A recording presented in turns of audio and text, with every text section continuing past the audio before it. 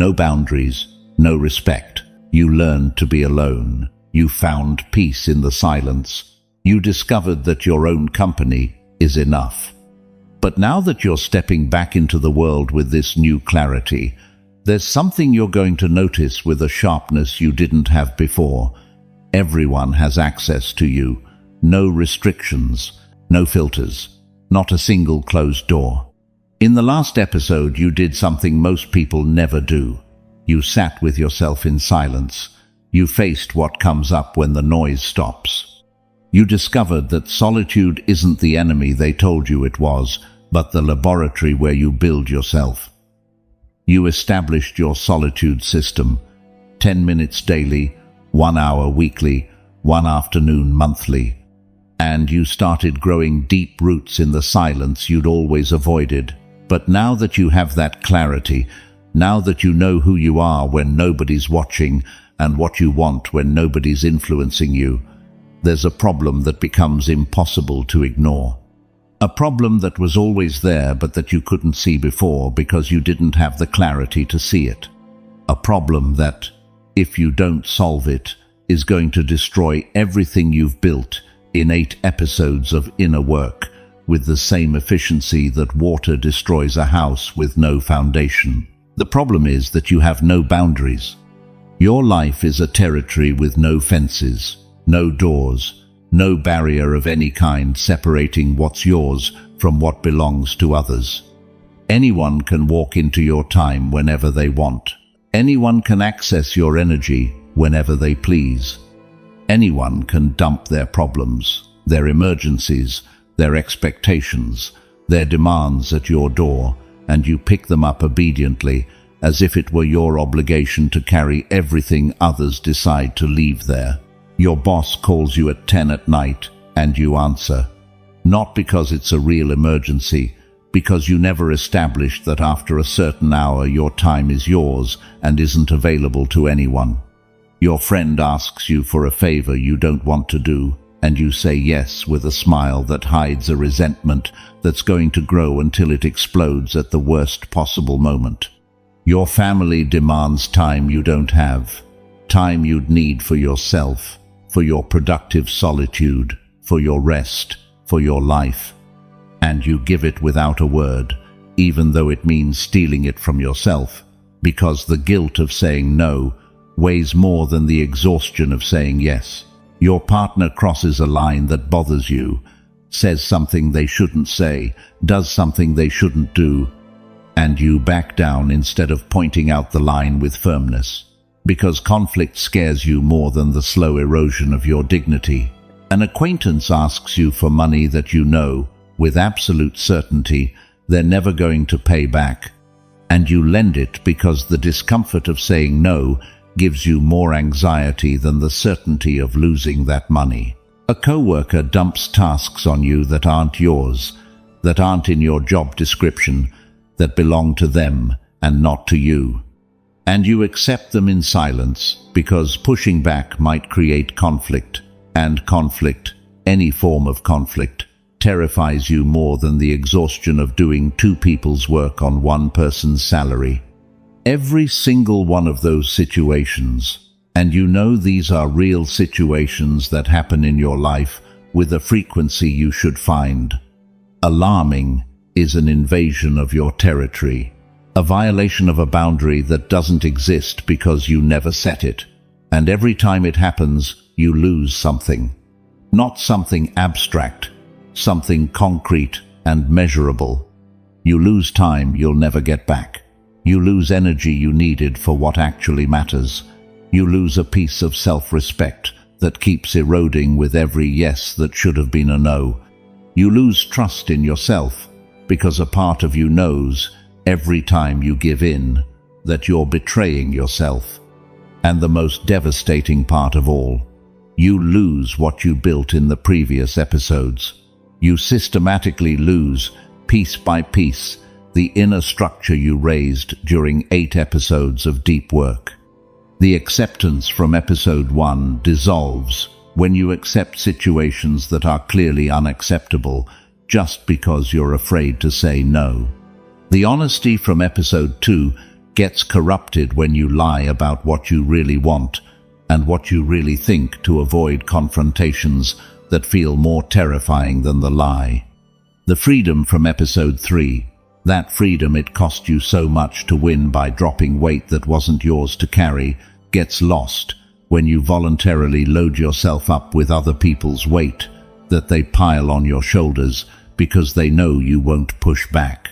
The new identity from episode 5, that person you built after burying the old you, weakens every time you let others treat you like you're still the previous version.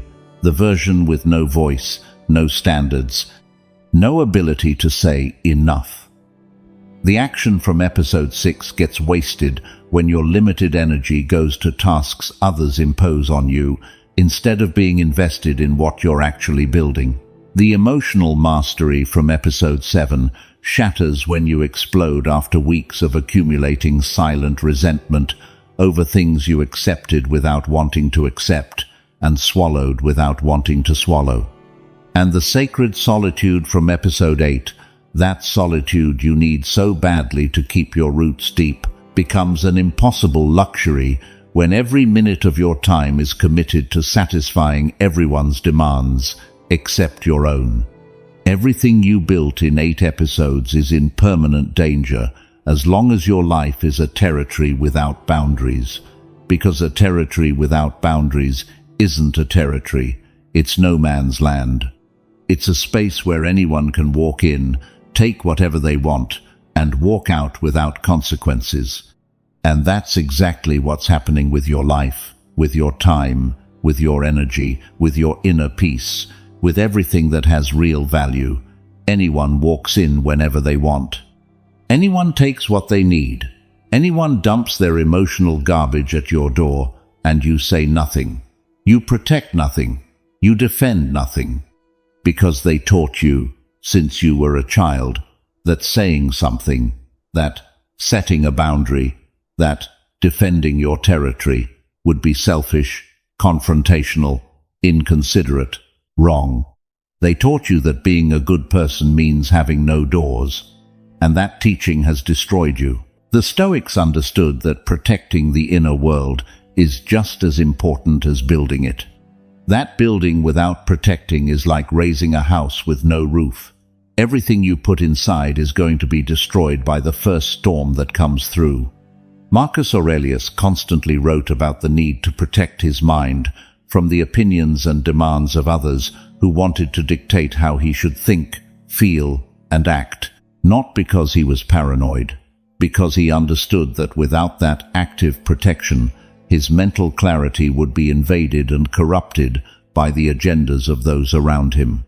Seneca firmly rejected everything that didn't contribute to his inner peace, including social invitations, political commitments, and people that many would consider essential to keep close for convenience or image, not because he was antisocial, because he valued his peace more than the approval of others and knew that every yes to the wrong thing was a no to what actually mattered.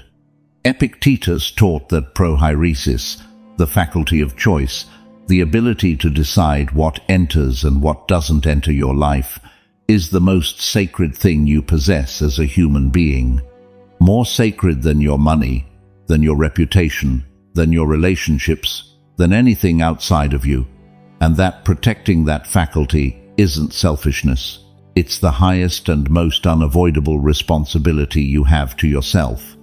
Welcome to episode 9 of From Lost to Unstoppable. This is Stoicism for Winners. And this is the episode where you learn the most powerful, most difficult, and most transformative word in the English language. A 2-letter word that has the power to change your life more than any book you've ever read, any therapy you've ever tried, any episode of any podcast you've ever heard. No. If this episode gives you the permission and the power you need to protect your life, leave this phrase in the comments. Today I start saying no without guilt. Today you're going to learn that boundaries aren't selfishness. They're the structure that holds up everything you are and everything you're building. They're the walls of the inner citadel you raised during 8 episodes. They're the fences around that sacred territory that is your time, your energy, your peace, and your life. Without them, without those clear and protected boundaries, nothing you've done so far survives contact with a world that isn't going to respect what you don't protect. Because the world doesn't owe you respect. The world gives you exactly the level of respect you demand with your boundaries, and until today, you haven't demanded a thing. First, Stoic lesson. Every time you say yes when you want to say no, you betray yourself and teach the world that your time and energy are worthless. I want you to think about the last time you said yes when you wanted to say no. You don't have to look far. It was probably today, or yesterday, or this week. Because it's something you do with such high frequency that you don't even register it as an event anymore. It's become your default mode. Someone asks you for something, your body says no, your mind says no, your gut says no, and your mouth says yes, automatically, without pause, without deliberation. As if yes were a reflex, and no were an option you don't even consider. What happens inside you in that moment? What do you feel when you say yes, while your entire being is screaming no? If you pay attention, if you stop ignoring what happens inside you when you betray yourself this way, you're going to feel something very specific, a contraction, a shrinking, a sensation of becoming smaller, as if you literally shrink by a millimeter every time your mouth says the opposite of what your truth wants to say. And that sensation isn't imaginary. It's your self-respect shrinking. It's your integrity compressing. It's the distance between who you are and who you're pretending to be, growing a little wider with every yes that should have been a no. Because every time you say yes when you want to say no, you're doing two things simultaneously, and both are destructive. First, you betray yourself, not the idealized version of you that you want to be someday. You, the one who's here right now, the one who knows what he wants and what he doesn't want, but who chooses to ignore that knowledge to please someone else. That betrayal isn't dramatic. It doesn't feel like an epic betrayal. It feels like something small, insignificant, not worth making a fuss about. It's just a favor. It's just an hour. It's just saying yes to something I don't want to do. It's not the end of the world. But the damage of small betrayals is cumulative, and the accumulated total is demolishing. Each one on its own seems harmless, seems insignificant, seems like something that doesn't deserve attention. It's just a favor. It's just an hour of my time. It's just saying yes to something I'd rather not do. It's not the end of the world. But together, over months and years and decades of saying yes when your truth says no, those microscopic betrayals build something devastating. A person who no longer trusts himself, who no longer respects himself, who no longer believes himself when he makes promises, because he knows, in the deepest and most honest part of his being, that his own word is worth absolutely nothing, because he says the opposite of what he thinks with such frequency, with such consistency, with such ease, that there's no longer any reliable connection between what comes out of his mouth and what lives inside him. Would you trust someone who constantly lies to you? Someone who tells you one thing and does another, over and over again, without exception?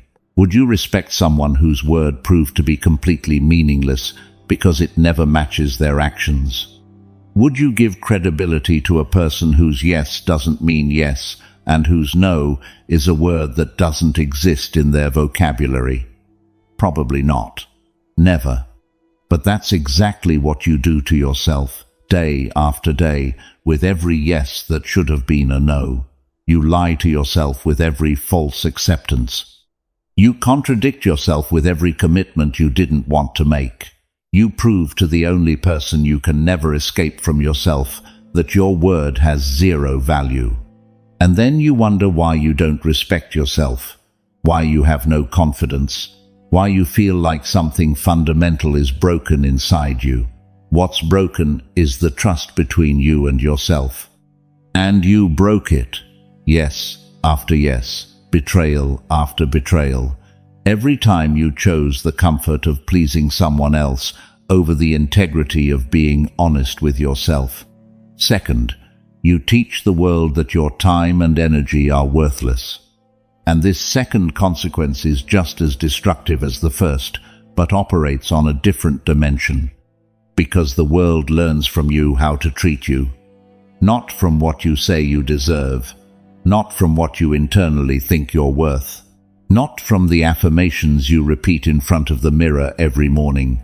The world learns from what you accept, from what you tolerate, from what you allow without consequences.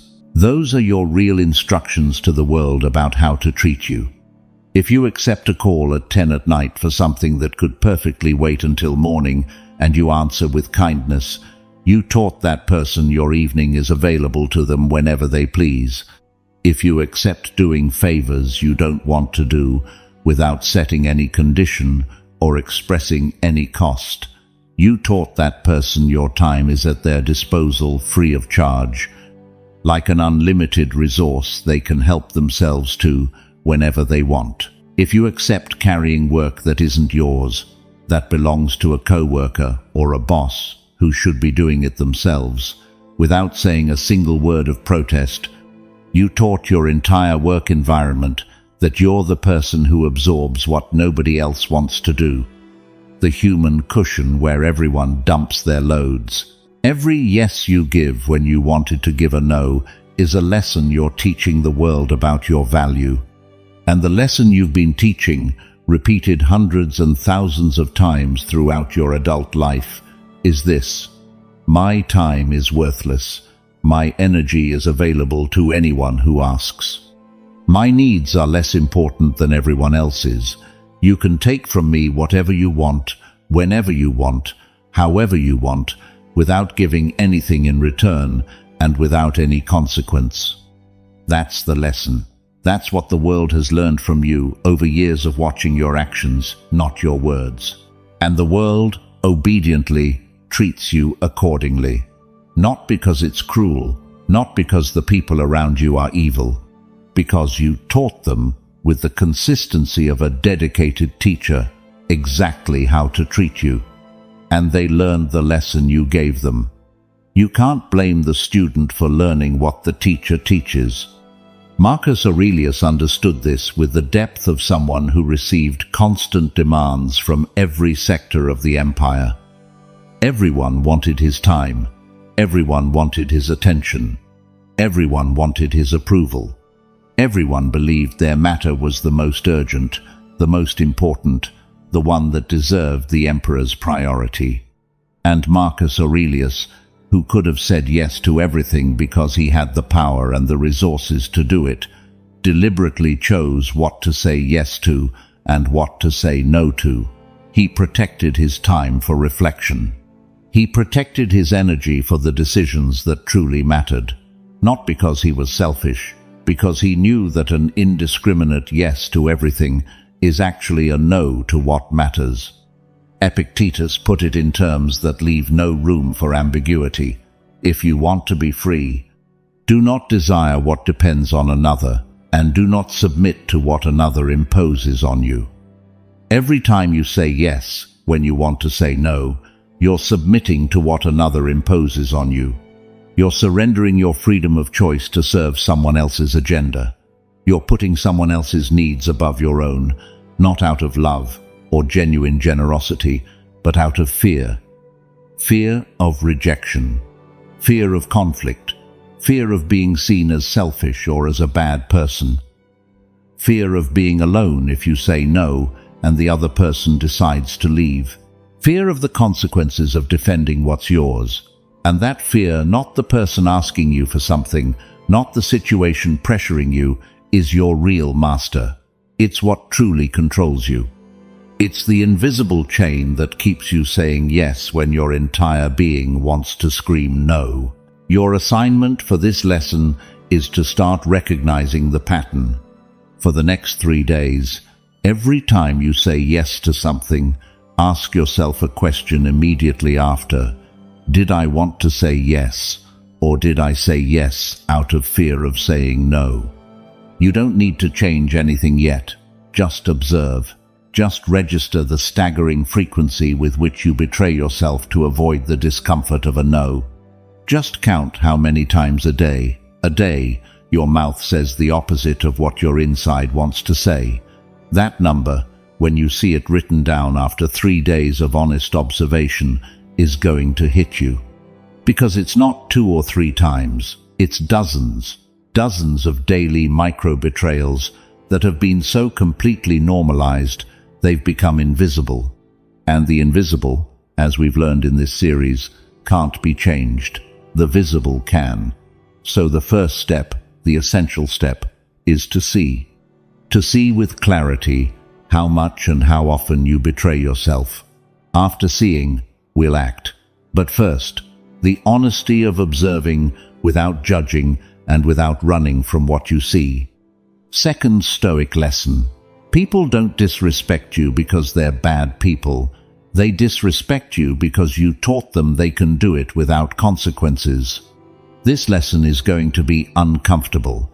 It's going to move the responsibility from where you've placed it on other people to where it actually belongs, on you. And you're not going to like that. Because it's far more comfortable to be the victim of disrespectful people than to accept that you created the conditions for the disrespect to happen and persist. But you need to hear this. People treat you the way you allow them to treat you, not the way they decide to treat you, the way you allow them to. There's a fundamental difference between those two statements, and in that difference lives all the power you need to change the dynamic of every relationship in your life. When someone disrespects you and you do nothing, when someone crosses a boundary and you don't call out that transgression, when someone treats you in a way that makes you feel small and you absorb that treatment without any consequence, you're sending a clear message, a message that doesn't need words to be understood. The message is, you can do that. You can treat me this way. Nothing's going to happen. There's no cost. There's no consequence. You can do it again tomorrow and next week and next month, and I'll still be here, absorbing, accepting, allowing. And the person who receives that message learns it, not consciously, not with premeditated malice. They learn it the same way a child learns that crying gets them what they want, through repeated experience. Every time that person treats you a certain way and there's no consequence, the lesson is reinforced. Every time they cross the line and you say nothing, the line moves a little further away. Every time the disrespect happens and the relationship continues as if nothing happened, the disrespect becomes normal. It becomes part of the pattern. It integrates into the dynamic. And eventually, the person isn't even aware they're disrespecting you because you taught them, with your silence and your repeated acceptance, that it isn't disrespect. That it's simply the way this relationship works. Think about the relationships in your life where you feel disrespected. Your boss who talks to you with condescension. Your family member who offers opinions on your life without anyone asking. Your friend who cancels plans with you without notice, as if your time were worthless. Your partner who makes decisions that affect you without consulting you. Your co-worker who interrupts you every time you speak in a meeting, as if what you say is irrelevant. In each of those cases, there was a first time, a first moment where that person crossed the line. A first moment where the disrespect happened, and where you, maybe without realizing the importance of that instant, had a choice that would define the dynamic of that relationship for the months or years that followed. You could have pointed out the line with clarity and firmness. That's not acceptable. I'm not going to tolerate being spoken to that way. I'm not going to accept my time being treated as if it has no value. Or you could stay quiet, absorb it, let it go, rationalize internally to avoid the confrontation. And you chose the second, not out of cowardice, though it looks a lot like cowardice when you examine it honestly. For the same reason almost everyone who doesn't set boundaries chooses the second, because the immediate discomfort of confronting, the tension of the moment, the possibility of conflict, the look of surprise or anger on the other person's face seemed worse than the discomfort of accepting in silence. But what you didn't see in that moment, what you couldn't see because nobody in your life taught you to see it, is that the discomfort of accepting doesn't disappear after the moment. It accumulates. It multiplies with every repetition. It turns into chronic resentment that poisons the relationship from the inside. It transforms into a silent rage that grows beneath the surface and eventually explodes at the worst possible time for the most disproportionate reason, causing damage that would have been completely avoidable if you'd said something the first time. While the discomfort of confronting that discomfort that terrified you so much lasts minutes. 10 minutes of tension that would have saved you months or years of accumulated resentment. 10 uncomfortable minutes that would have established a dynamic of respect from the start, instead of a dynamic of disrespect that now seems impossible to change. Seneca observed this pattern in Roman society with the same clarity with which it's observed today. He saw people who constantly complained about how others treated them, but who never did anything to change the dynamic. Who waited for the other person to change on their own? Who waited for respect to arrive like a gift instead of establishing it as a requirement? And Seneca pointed out to them, with the gentle brutality that defined him, that they were confusing cause and effect. They weren't victims of disrespectful people. They were architects of relationships where disrespect was allowed because they never established that it wasn't.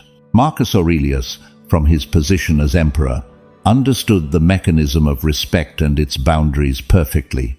He knew that even absolute power doesn't guarantee respect if clear consequences for disrespect aren't established. He wrote about people in his circle who tried to manipulate him, who tried to impose their agendas, who tried to use their access to the emperor for personal gain. And his response wasn't silence. It was the clear delineation of what was allowed and what wasn't, not with anger, not with drama, with the calm firmness of someone who knows where his lines are and defends them without needing to raise his voice.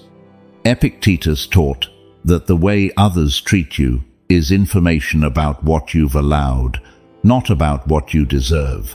What you deserve is one thing. What you allow is something completely different. You can deserve all the respect in the world and receive constant disrespect if you never establish the consequences for that disrespect.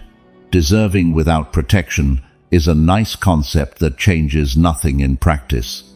What changes things is action, establishing what you're willing to accept and what you're not, and following through on that decision with consistency.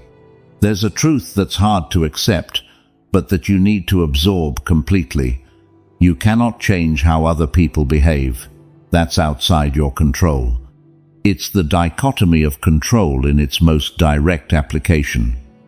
What another person does, says, thinks, decides, is outside your jurisdiction. You can't force anyone to respect you, but you can control what access a person who doesn't respect you has to your life. You can control how much time you spend with someone who crosses your lines. You can control the response you give when a boundary is violated. You can control the consequences you implement when someone chooses not to respect what you've established as non-negotiable. And that's where your power lives. Not in changing the other person, in deciding what happens when the other person chooses not to change. That decision, which until today you haven't made with any of the people who disrespect you, is what transforms the dynamic. Not tomorrow, today. Because the moment a person discovers there are real consequences for their disrespectful behavior, the dynamic shifts instantly. Not because the person suddenly became good, because they discovered that the cost of continuing to behave that way is higher than they're willing to pay. Your assignment for this lesson is to identify 3 relationships in your life where disrespect has become normalized. For each one, write 3 things. First, what specifically that person does that you consider disrespectful. Don't generalize. Be precise. They talk down to me in front of others. They cancel plans with me without notice. They make decisions that affect me without consulting me. Second, what your response has been until now. Probably nothing. Silence, acceptance, rationalization. That's just how they are. They don't mean it. It's not worth making a big deal about. Third, what consequence you're going to establish if that behavior happens again. Not a punishment, not revenge. A natural and proportionate consequence. If you cancel plans with me without notice one more time, I'll stop making plans with you. If you talk down to me in front of others, I'm going to remove myself from the conversation. If you make decisions that affect me without consulting me, I'm going to make my own decisions without consulting you. Those consequences aren't threats.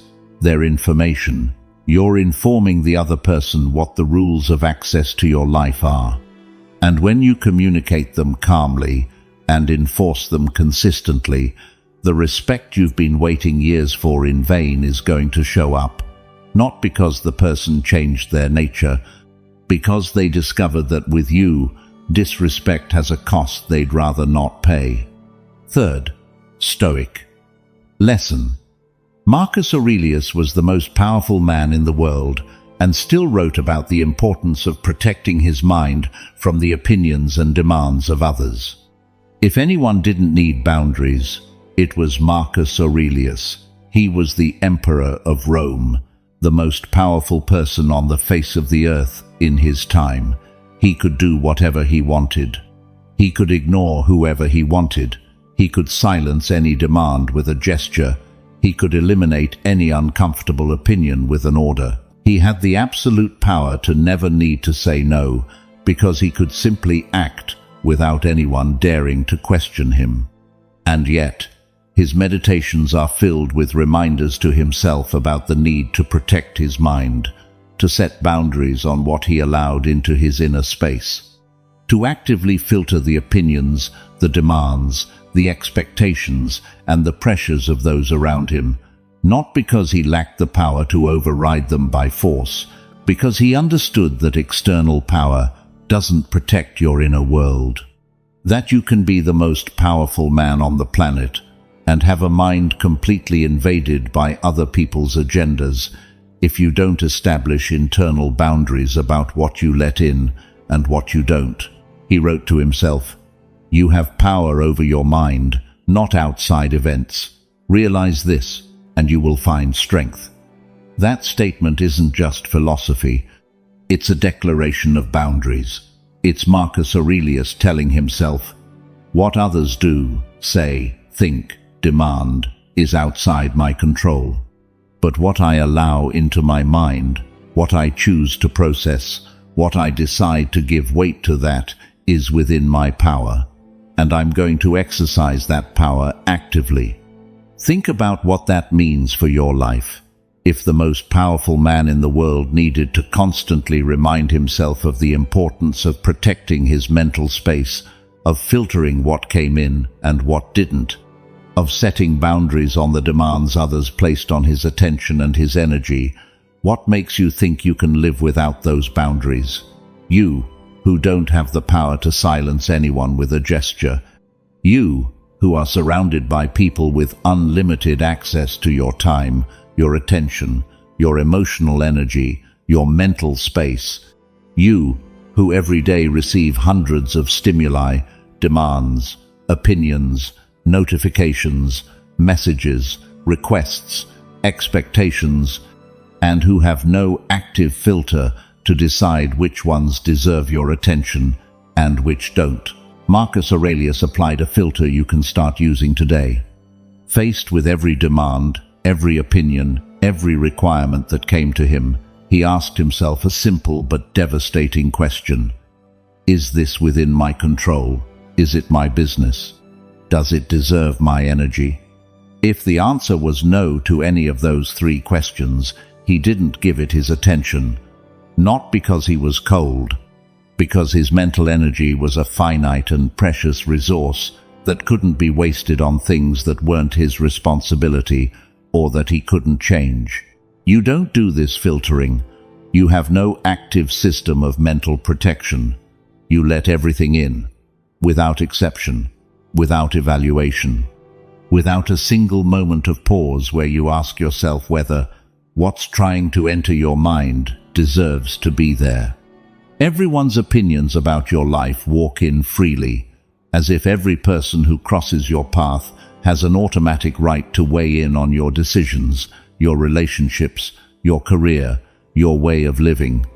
Everyone's problems that aren't your problems walk in and set up camp as if they were your responsibility to solve. Everyone's urgencies that aren't your urgencies become your urgencies because you have no filter that says, "This isn't mine to carry." Everyone's expectations about who you should be, how you should live, what you should have achieved at your age, enter your operating system and merge with your own expectations until you can no longer tell what you want from what others want for you. Everything gets in. No access control, no gatekeeper. Without the basic and essential question of, does this deserve my energy, or am I letting anyone dump their mental garbage in my living room? And the result is an invaded mind, saturated, occupied not by your own thoughts, but by the thoughts of everyone who has unlimited access to your inner space, exhausted not by your own problems, which would be manageable if they were the only ones, but by the accumulated problems of every person who discovered that your mind has no door and that they can walk in and leave whatever they want at no cost. Marcus Aurelius also wrote about a phenomenon that applies directly to your situation, the pressure of other people's opinions.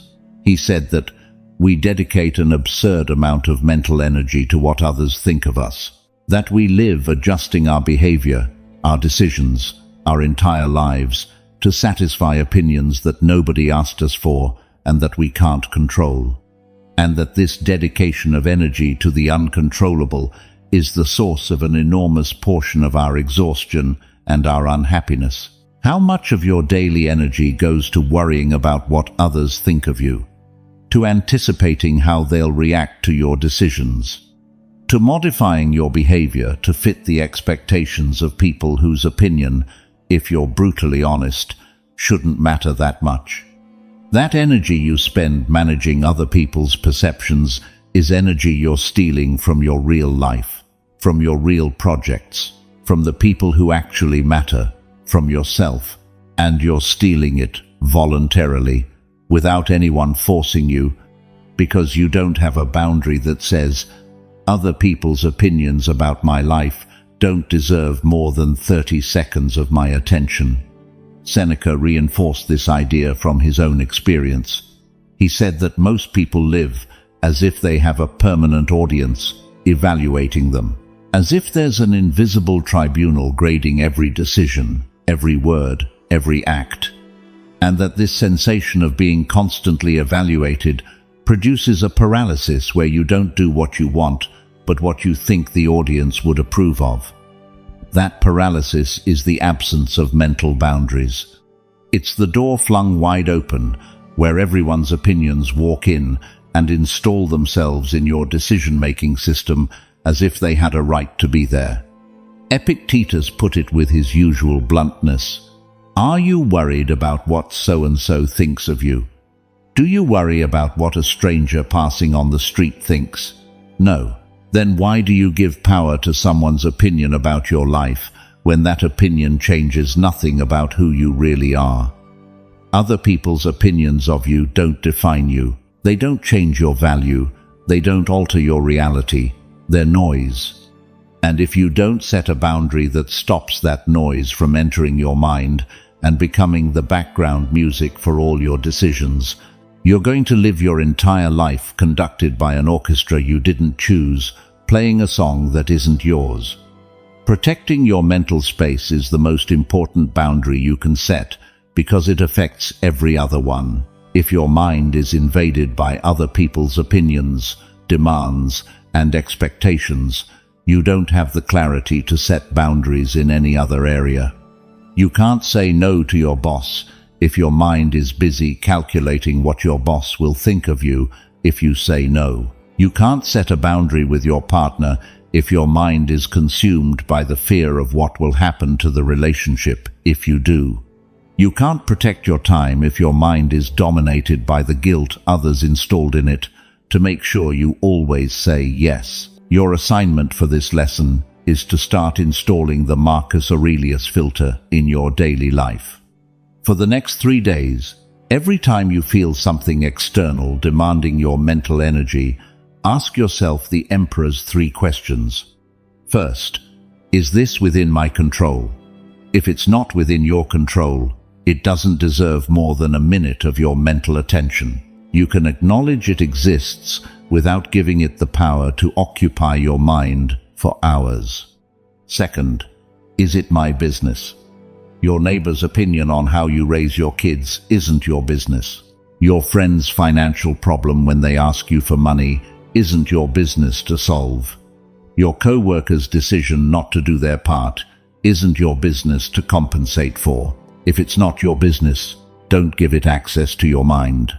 Third, does it deserve my energy? Even if something is within your control and is your business, it might not deserve your energy right now, because your energy is finite. And every unit you spend on something that doesn't deserve priority is a unit you're stealing from something that does. 3 questions. 1. Filter. A mind that starts being yours again, instead of being the dumping ground where everyone deposits their opinions and demands without anyone ever giving them permission to walk in. 4th Stoic lesson. You confuse being a good person with having no boundaries, and that confusion has turned you into the doormat where everyone wipes their feet. There's a false equation that was installed in you during childhood and that has governed your adult life with a destructive efficiency you're only beginning to comprehend. The equation is good person equals always available, plus never says no, plus accepts everything, plus sacrifices for everyone, plus their own needs come last. That equation was presented to you as a virtue. They told you that being good means putting others first. Always, no exceptions, no nuance. That self-sacrifice is noble. That saying no is selfish. That having your own needs that compete with the needs of others is a character flaw that needs correcting. That a truly good person has no boundaries, because boundaries are barriers, and barriers are bad, and good people don't put up barriers. Your parents told you. School told you. Church told you. The culture told you. They repeated it so many times, from so many sources, from such an early age, that it became a truth you never questioned. And based on that unexamined truth, you built your entire way of relating to the world. You said yes when you wanted to say no, because good people say yes. You carried other people's problems because good people help, regardless of the personal cost. You put everyone's needs before your own because good people are generous. You sacrificed your time, your energy, your health, your peace, because good people sacrifice. And the result of decades of living by that false equation wasn't that you became a good person who's admired and respected. The result is that you became a doormat. The person everyone comes to when they need something because they know you won't say no. The person who's always available, always willing, always ready to carry what others don't want to carry. The person everyone uses but nobody genuinely respects because it's impossible to respect someone who doesn't respect themselves enough to say, "That's enough." And here's the part that's going to hurt more than anything I've said in 9 episodes. The people who benefit from your lack of boundaries, the ones who come to you every time they need something, the ones who count on you to carry what they don't want to carry. They don't care about you because you're a good person. They care about you because you're useful. They care about you because you're convenient. They care about you because you're predictable in your unlimited availability. There's an enormous, devastating, painful to recognize difference between being loved and being used. And the person without boundaries can rarely tell the two apart because they've confused "they need me" with "they love me" their entire life. Because other people's need for you feels like love. It feels like being valued. It feels like proof that you matter. But it's not love. It's functional dependence. It's the same value given to a tool that works well. It gets used while it works and replaced when it breaks. They need you. Of course they need you. How could they not? They need someone who says yes to everything without pushing back. They need someone who carries what they don't want to carry without asking for anything in return. They need someone who's always available, always ready, always willing to solve their problems without them having to make the slightest effort to solve them on their own. That's not love.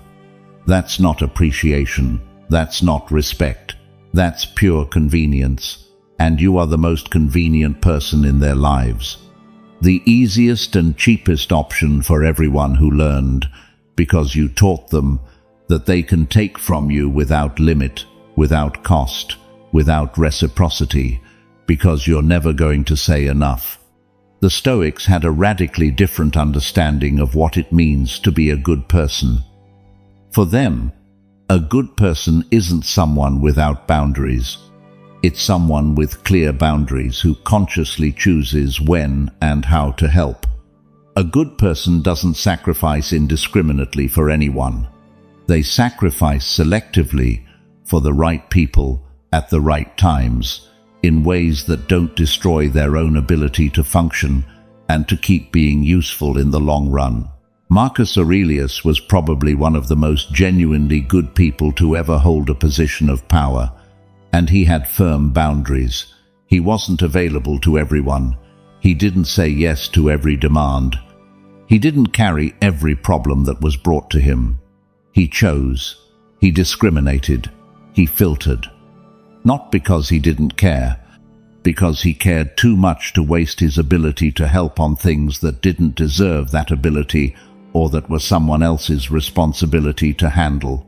Seneca was extraordinarily generous with his time and wisdom, but he firmly rejected demands that added no value. He didn't feel guilty about saying no. He understood that every yes to what doesn't matter is a no to what does.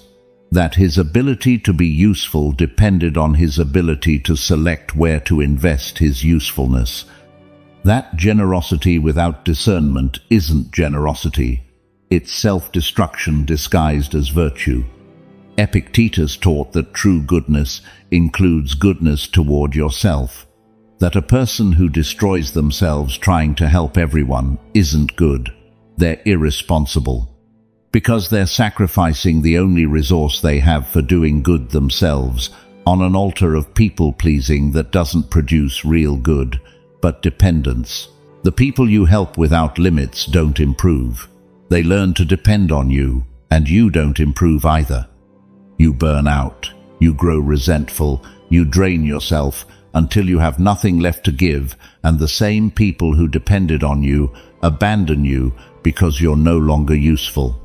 There's a metaphor you need to internalize until it becomes part of how you see the world.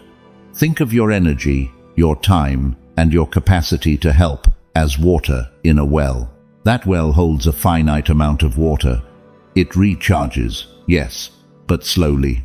And if you allow anyone to come draw water without restriction, without schedule, without measure, without asking you whether you want to share your water or not, the well runs dry.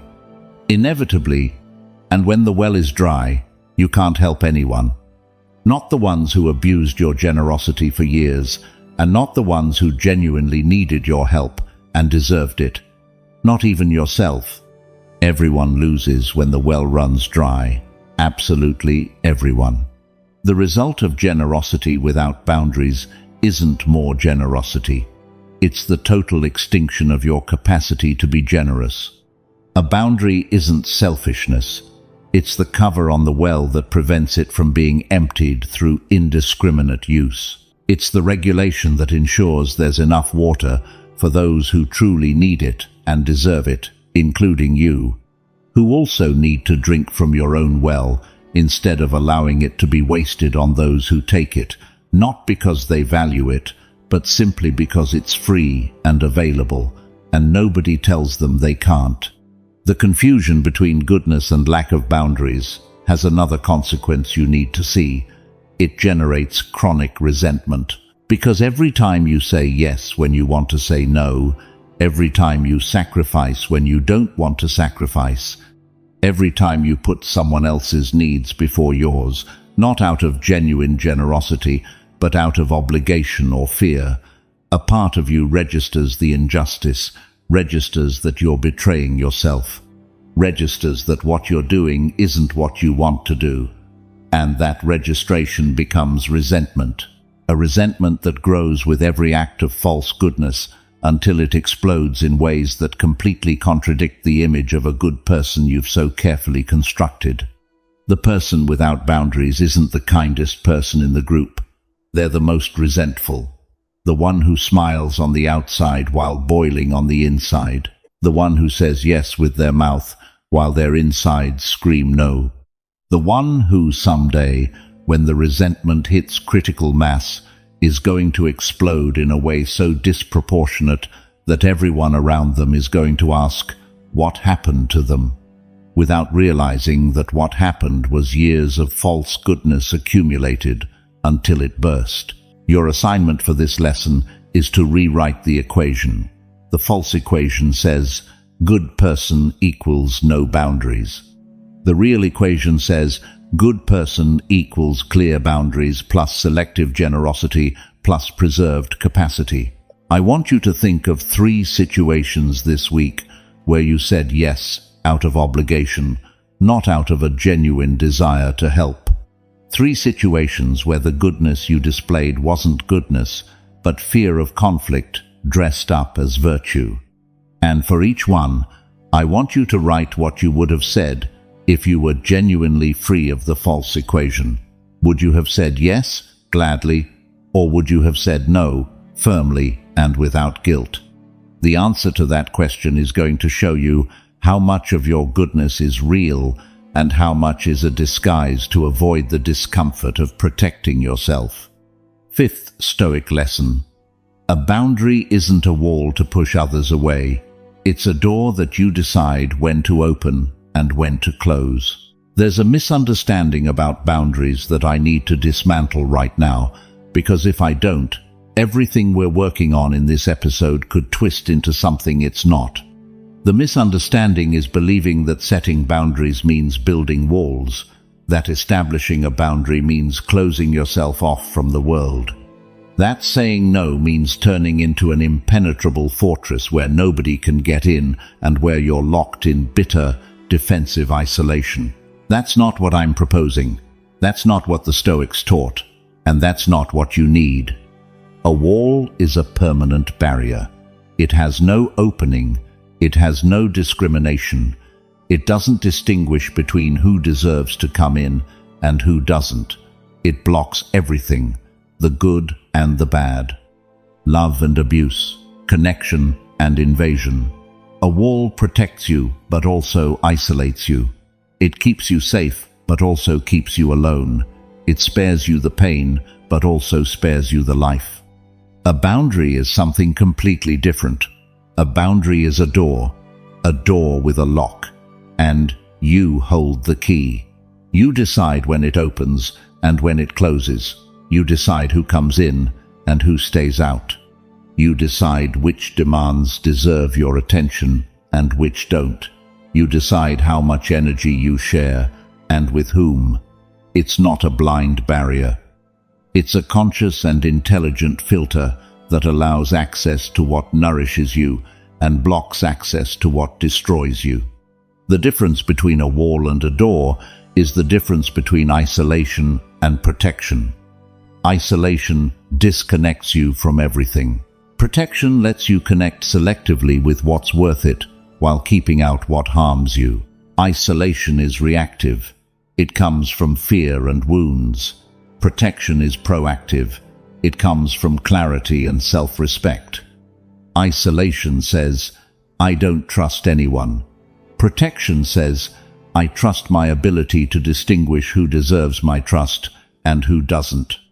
If your fear is that setting boundaries will turn you into a cold, distant, unapproachable person, you need to understand this.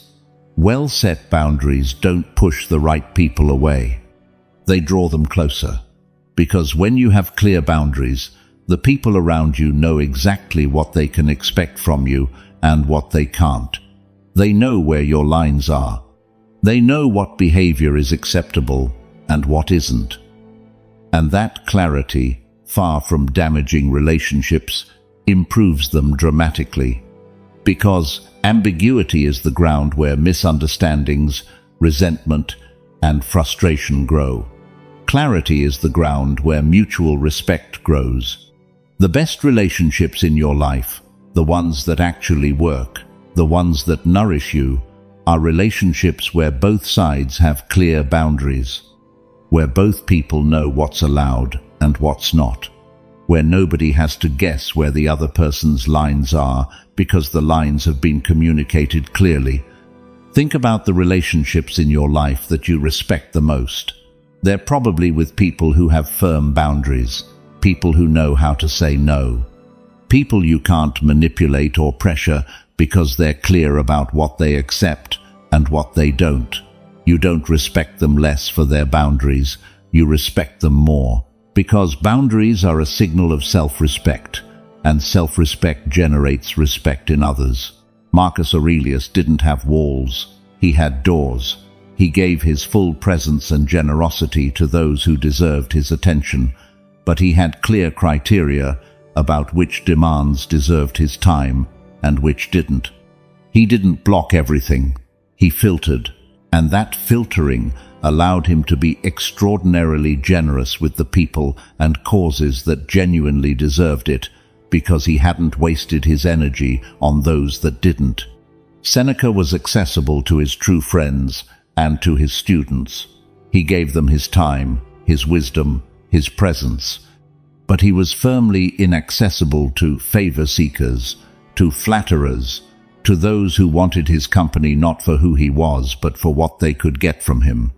He had a door. He opened it for those who were worth it. He closed it for those who weren't. And he never felt guilty about it, because he understood that opening the door to everyone is the same as having no door, an invaded space where nothing valuable can remain intact. Epictetus taught that the ability to discriminate, to distinguish between what deserves your attention and what doesn't, is one of the noblest functions of human reason. To not discriminate is to not use reason. It's to treat everything as equally deserving of your time and energy, which is absurd because not everything deserves it. The friend who needs you in a genuine crisis deserves your door open. The acquaintance who asks you for a favor because it's easier to ask you than to do it themselves deserves your door closed. The partner who wants a deep conversation about something important deserves your door open. The co-worker who wants to dump their complaints on you for the 4th time this week deserves your door closed. To discriminate isn't to be bad, it's to be wise. It's to protect your most valuable resource, your life energy, from being squandered on what doesn't deserve it. There's a practical concept you need to integrate, the communicated boundary, because a boundary that isn't communicated isn't a boundary. It's a secret wish you're hoping others will guess through telepathy, and nobody guesses. Nobody knows where your lines are if you don't draw them visibly. Nobody can respect a boundary they don't know exists. Communicating a boundary doesn't require aggression. It doesn't require drama. It doesn't require a fight or a 3-hour conversation or lengthy explanations or elaborate justifications where you exhaust yourself trying to convince the other person that your boundary is valid. You don't need to convince anyone. It requires 2 things: clarity and firmness. It requires saying, with the calm of someone who knows what they want and doesn't need the other person's approval or validation to defend it. That doesn't work for me. I'm not available for that. That's not something I can accept. Without unnecessary apologies, without invented excuses, without the compulsive and exhausting need to make the other person perfectly understand your reason and approve of your decision with a smile. Your boundary doesn't need anyone's approval to be valid. Your boundary is valid because you decided it is. Period. What it needs is enforcement. And enforcement depends exclusively on you, not on whether the other person agrees, not on whether the other person approves, not on whether the other person understands. Some people are going to respect your boundaries immediately. They'll hear the door close and say, "Understood," and adjust their behavior without drama and without resentment. Those are the people who deserve to be in your life, the ones who value the relationship with you enough to respect the conditions you set for that relationship. The ones who understand that your boundaries aren't an attack on them, but an expression of what you need to be well. Protect them. They're rare and valuable. Other people are going to resist, and they're going to resist with an intensity that will surprise you and that will test your resolve in a way you don't anticipate. They'll push against the door. They'll try to get you to open it with guilt, with manipulation, with emotional pressure. Why are you being so selfish? You never used to be like this. I can't believe you're telling me no. That resistance isn't proof that your boundary is wrong. It's proof that your boundary is working. Because the person who gets upset when you set a boundary is exactly the person who was benefiting from your lack of boundaries. Their upset isn't evidence that you're bad. It's evidence that you stopped being convenient. And convenient isn't the same as good. Your assignment for this lesson is to design 3 specific doors for your life. 3 concrete boundaries you're going to establish and communicate this week. For each door, define 3 things. First, what it protects. This door protects my evenings after 8. This door protects my weekly hour of solitude. This door protects my emotional energy from people who only come to me to dump their problems. Second, how it's communicated. Write the exact phrase you're going to say, not a vague idea, the precise phrase. After 8, I don't respond to work messages. Saturday mornings are my personal time and I'm not available. I care about you, but I can't be your only emotional support. I think a professional could help you better. Third, what happens if someone pushes it? What's the consequence if the boundary isn't respected? Not a punishment, not revenge, an action you're going to take. If I get called after 8, I don't answer and I respond the next day. If someone interrupts my personal time, I leave without explanation. The consequence is the lock on the door. Without it, the door is decorative. 6th Stoic lesson. Seneca rejected invitations, commitments, and people that didn't serve his peace because he understood that every yes to the wrong thing is a no to what matters. Seneca was an extraordinarily busy man. He was a senator, he was tutor and advisor to Emperor Nero. He was one of the wealthiest men in Rome. He was a playwright. He was a philosopher. He was the administrator of enormous sums of money and responsibilities that would have crushed anyone without a fierce discipline over how they invested their time and energy. And in the middle of all that activity, all those responsibilities, all the demands crashing down on him from every corner of Roman power, Seneca did something that's going to seem impossible given your current lifestyle. He refused, actively, constantly, without guilt and without apology. He refused invitations to banquets and social events that contributed nothing to his intellectual growth or his peace of mind. In the Rome of his era, turning down a social invitation could be political suicide. Power networks were woven at banquets. Alliances were forged at events. Being absent meant risking being forgotten or, worse, being seen as an insult to the host. And Seneca refused anyway, because he had done a calculation most people never do. The cost of attending was greater than the cost of not attending. The cost of attending was hours of shallow conversation, empty flattery, social noise that gave him nothing, and stole time he could have spent thinking, writing, protecting his own peace. The cost of not attending was the possible annoyance of someone whose annoyance didn't cost him a single night's sleep. He refused commitments that others considered mandatory, meetings that could have been resolved with a letter, trips that could have been delegated, responsibilities that other people had decided were his, but that he evaluated, and, if they weren't genuinely his to carry, he handed back without ceremony.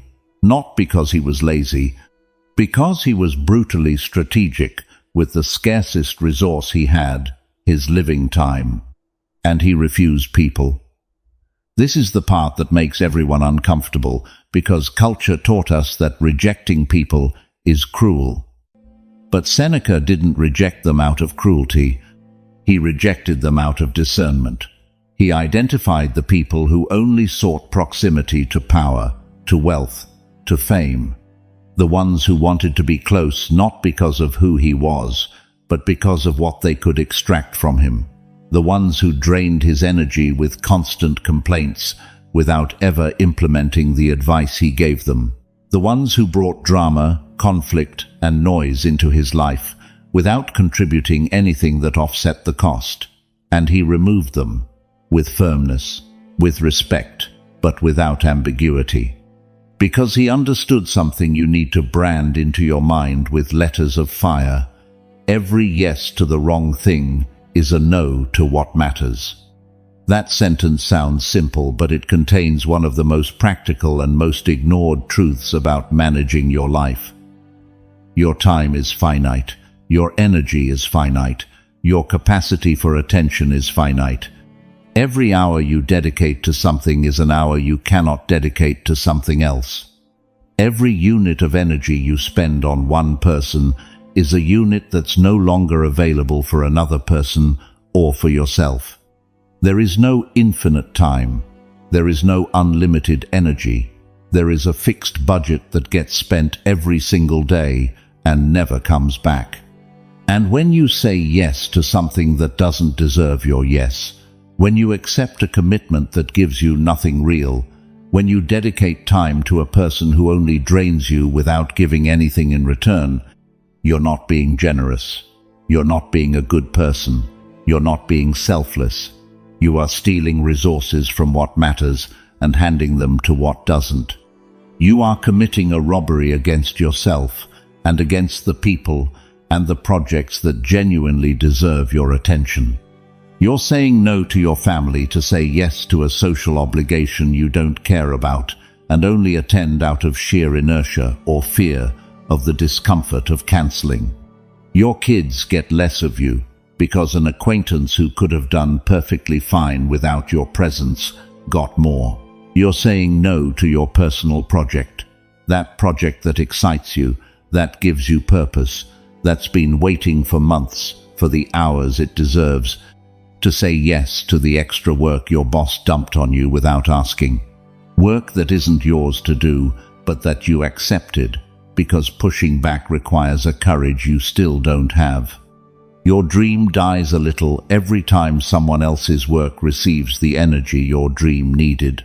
You're saying no to your productive solitude, the solitude you built in the previous episode that you need to keep your roots deep, To say yes to the phone call from someone who wants to complain for an entire hour without doing absolutely anything to fix their situation, who has already called you 10 times with the same problem and never implements a single thing you suggest. Your mental clarity is sacrificed on the altar of someone else's complaints. You're saying no to your health, your rest, your physical and mental recovery, to say yes to the party you don't want to attend, the dinner you couldn't care less about, the meeting that could have been an email, but you go because the guilt of not going is a more powerful force than the common sense of protecting your well-being. Every unnecessary yes has a hidden no inside it, and the hidden no's are always, invariably, consistently aimed at the things that matter most. Because the things that matter most are the ones that don't scream, the ones that don't pressure you, the ones that don't generate immediate guilt if you ignore them.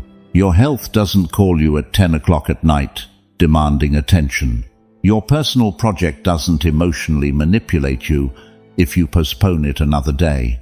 Your relationship with your kids doesn't send you guilt trip messages if you prioritize other people's work over time with them. The important things are silent, the urgent but unimportant things are loud. And if you don't set boundaries against the loud, the silent starves to death. Seneca expressed this through the metaphor of time as currency, a metaphor that should haunt you every time someone asks for something you don't want to give. He said we treat time as if it were a renewable and infinite resource, as if the days will never run out, as if there's always a tomorrow to do what we sacrifice today for the demands of others. When in reality, time is the scarcest and most unrecoverable resource that exists. No bank will give it back. No investment will multiply it.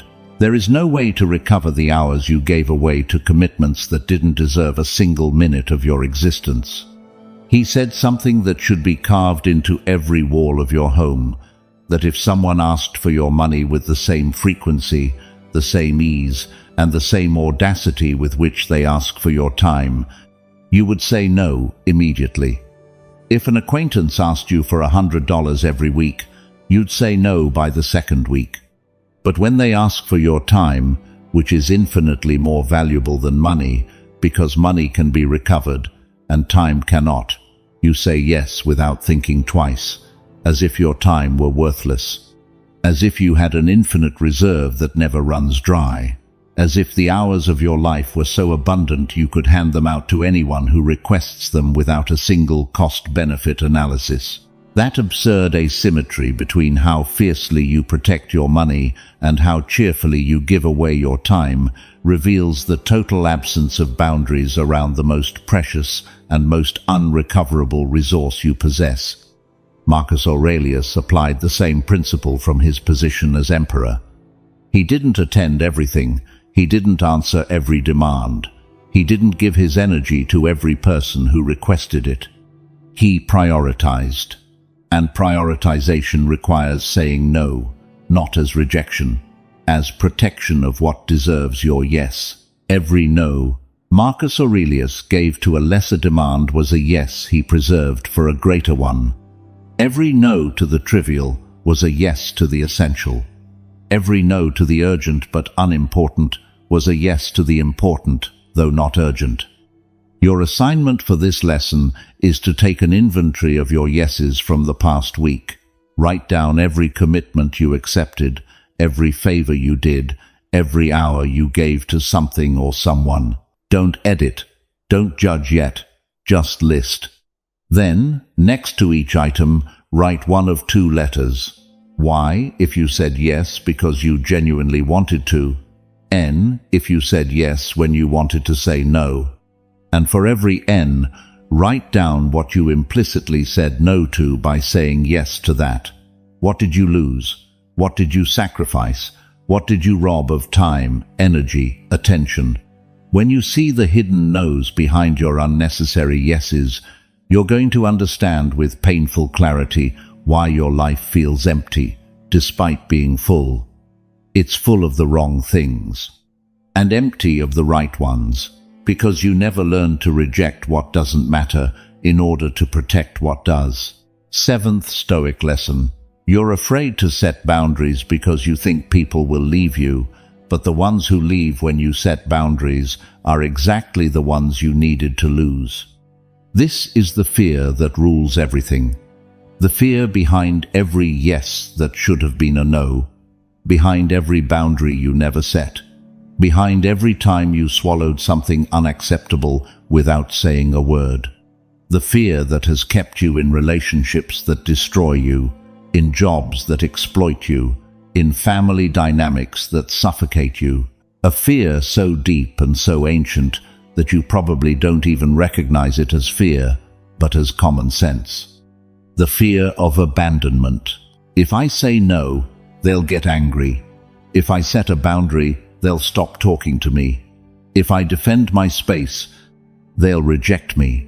If I stop being convenient, they'll replace me. Those sentences aren't casual thoughts. They are the background programming that runs your emotional operating system every time the opportunity to set a boundary presents itself. And that programming wins every time. It wins over your common sense. It wins over your dignity. It wins over your self-respect. It wins over your health. It wins over everything you built across 8 episodes of inner work, because the fear of abandonment is primitive. It comes from the oldest part of your brain, the part that knows that for a primitive human being abandoned by the tribe meant death. Being alone meant being vulnerable to predators, to hunger, to the cold. Social exclusion was literally a death sentence. Your brain still runs on that programming, even though you no longer live on a savanna, even though one person's abandonment doesn't mean death, even though you can survive perfectly well alone, as you learned in the previous episode. Your primitive brain doesn't know that. Your primitive brain hears, "I'm going to set a boundary," and translates it to, "I'm going to risk my belonging to the group," and triggers the most powerful survival alarm it has, the terror of rejection. And you, governed by that alarm, give in, every time, without exception. Because the feeling of danger is so real, so visceral, so overwhelming, that the rational part of your brain, the part that knows you won't die if someone gets upset with you, can't compete. But you need to hear something that is going to change your relationship with that fear forever.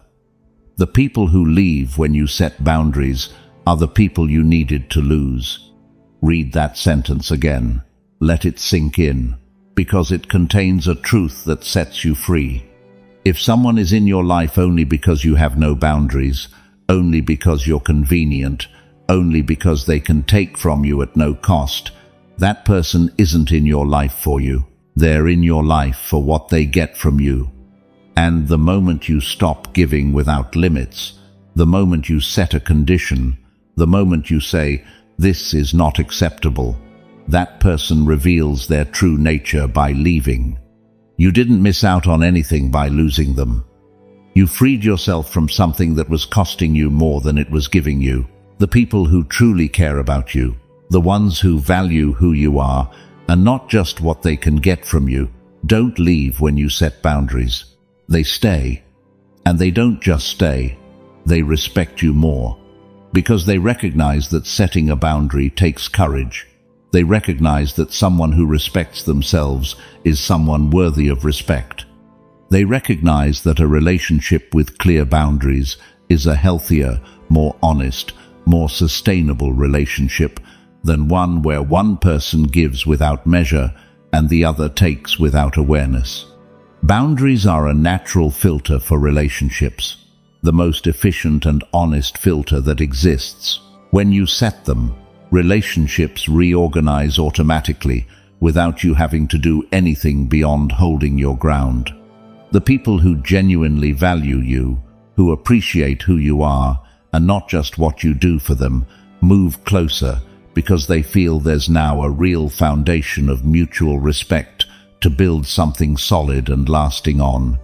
They feel they're in the presence of someone who takes themselves seriously, who knows their worth, and that generates an admiration and respect that didn't exist before because you'd never given them a reason to feel it.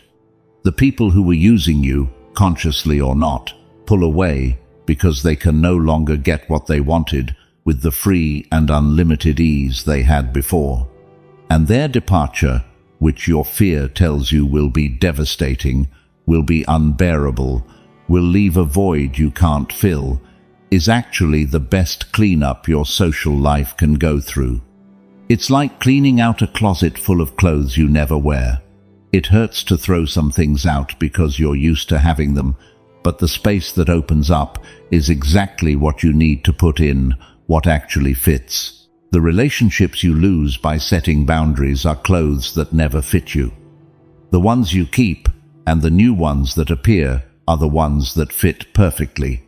Marcus Aurelius faced this constantly. When he made unpopular decisions, when he set boundaries that didn't benefit those around him, people pulled away. Advisors who had been loyal found excuses to distance themselves. Courtiers who had competed for his attention stopped seeking it. And Marcus Aurelius observed this without drama. He noted in his meditations that other people's reaction to your boundaries shows you their true relationship with you. The ones who stay when you're no longer convenient are the ones who truly matter to you and to whom you truly matter. The ones who leave when you stop giving them what they want were never really with you. They were with what they were getting from you. The distinction is fundamental, and it only reveals itself when you set a boundary. Epictetus taught this with the clarity of someone who had lost everything multiple times in his life. He was a slave. He was expelled from Rome. He lost practically everything external on multiple occasions. And each time, the losses showed him who was truly on his side and who was there out of convenience. He said that losses are a gift because they strip away the illusion and let you see reality. And setting a boundary is a form of controlled loss. You choose to lose what doesn't deserve your tolerance in order to keep what deserves your commitment. Seneca lived this reality in a particularly dramatic way. When he fell out of favor with Nero, when his power diminished, when he was no longer the most influential advisor but a man at risk, most of the people around him vanished.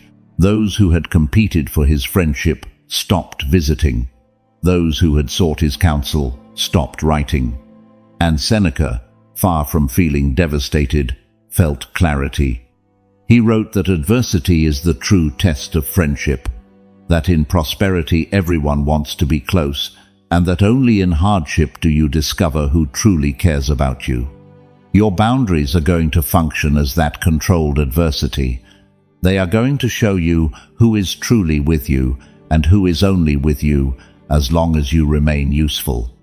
There is something else you need to understand about the fear of abandonment. It is built on a false premise. The premise is that being alone is worse than being in bad company. But you already demolished that premise in the previous episode. You learned to be alone. You learned that your own company is enough. You learned that solitude is not the void they told you it was, but the laboratory where you build yourself.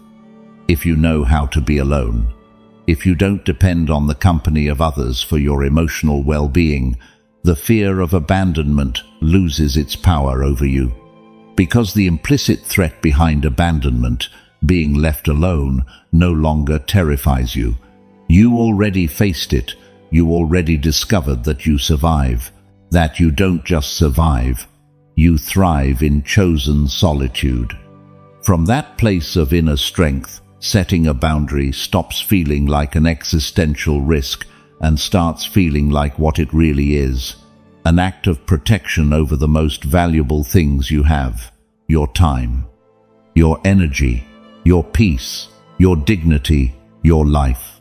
Your assignment for this lesson is to identify one boundary you haven't set because of the fear of abandonment. A boundary you know you need to establish but haven't, because the fear of losing someone paralyzes you. It might be with your partner, it might be with a family member, it might be with a friend, it might be with your boss, someone whose current dynamic is costing you more than it's giving you, but whom you don't dare confront because you're afraid they'll leave. Write down the boundary you need to set. Write it with clarity. I need you to stop speaking to me that way. I need you to respect my personal time. I need this relationship to be reciprocal, or it's going to have to change. And then ask yourself Marcus Aurelius's question. If this person leaves when I set this boundary, what am I really losing? Someone who loves me, or someone who uses me? The answer to that question is going to give you the courage you need to act. E.H. Stoic. Lesson. Your exhaustion doesn't come from what you do, but from everything you agree to do without wanting to do it. You're tired. Not the normal kind of tired from an active life. A different kind of tired. Deeper, heavier. A tiredness that doesn't go away with more sleep or a vacation. A tiredness that feels like something inside you is slowly shutting down, like a battery that drains faster than it charges, like a lamp whose light grows dimmer every week and you can't find the cause. You've been to the doctor. Everything's fine. You've slept more. Doesn't help. You've taken vacations. You come back rested for 2 days, and by the third, the exhaustion returns at the same intensity as before. And you don't understand why you're so tired when the life you're living shouldn't be draining you this much. You're not running marathons or working in a coal mine. You're doing what everyone does. Working, attending social obligations, maintaining relationships, fulfilling the responsibilities of a functioning adult. So why does something that millions of people seem to handle just fine exhaust you this much? The answer isn't in what you do. It's in how much of what you do you actually want to be doing. There is a brutal, measurable, tangible, energetic difference between doing something you want to do and doing something you don't want to do. They are two completely different experiences that your body processes in opposite ways, even though from the outside they look like the same activity, a person doing something. When you do something you freely chose, something that matters to you, something aligned with your values and your real priorities, the activity generates energy. It fills you up. It motivates you. It connects you to an internal source of vitality that seems inexhaustible. You can pour hours and hours into it and finish tired but satisfied, with a tiredness that feels good, that feels earned, that feels like the natural result of effort invested in something that was genuinely worth it. That tiredness is cured by a good night's sleep. It's clean, it's healthy. But when you do something you don't want to do, something you accepted out of obligation, out of fear of rejection, out of guilt, out of a chronic inability to say no, the activity consumes energy without generating anything in return. It empties you. It drains you. It leaves you with a dirty, heavy exhaustion that sleep can't fix because it's not physical fatigue, but erosion of the soul. Every minute spent on something you didn't want to do feels like 5. The internal resistance, that constant, draining friction between what your body is doing and what your mind and heart want to be doing, is enormously costly in terms of energy. It's like driving a car with the parking brake on permanently. You move forward, sure, but the engine works twice as hard. The wear on every part is exponential. The fuel burns 3 times as fast. And the final performance is a miserable fraction of what it should be. Now think about your typical day. What percentage of the things you do on a normal day are things you chose to do versus things you agreed to do without wanting to? If you're honest, if you truly examine every activity in your day with the question, am I doing this because I want to or because I didn't know how to say no? The result is going to explain your exhaustion better than any medical test. The 4 o'clock meeting that could have been an email, but you attend because everyone attends and you don't want to be the one who's missing. The hour you spend listening to someone complain about the same problems for the 5th time without implementing a single solution. The Friday social obligation you attend with a fake smile, while every cell in your body is screaming that it wants to be home, resting. The extra work you took on because nobody else would, and you didn't have the courage to join the nobody else. The 40-minute phone call with someone who called for just 5 minutes, that dragged on because you didn't know how to say, "I have to go." Every single one of those unchosen activities costs you energy you don't get back. And added up, over a day, over a week, over a month, they produce the chronic exhaustion no doctor can diagnose because the cause isn't physical. The cause is the constant hemorrhage of vital energy poured into things you didn't want to do and didn't know how to refuse. Marcus Aurelius wrote about the importance of living according to your own nature and your own principles, instead of being dragged along by the demands of others. He understood that alignment between what you do and what you value is the source of vital energy. And that misalignment, doing things that contradict your values or that simply don't matter to you, is the source of that soul-level exhaustion no amount of physical rest can remedy. Seneca diagnosed this problem with a precision that's astonishing for a man who lived 2,000 years ago. He described people who reached the end of their lives exhausted and bitter, wondering where the time went, where the energy went, where the life went. And Seneca's answer was always the same. It went to what didn't matter to them.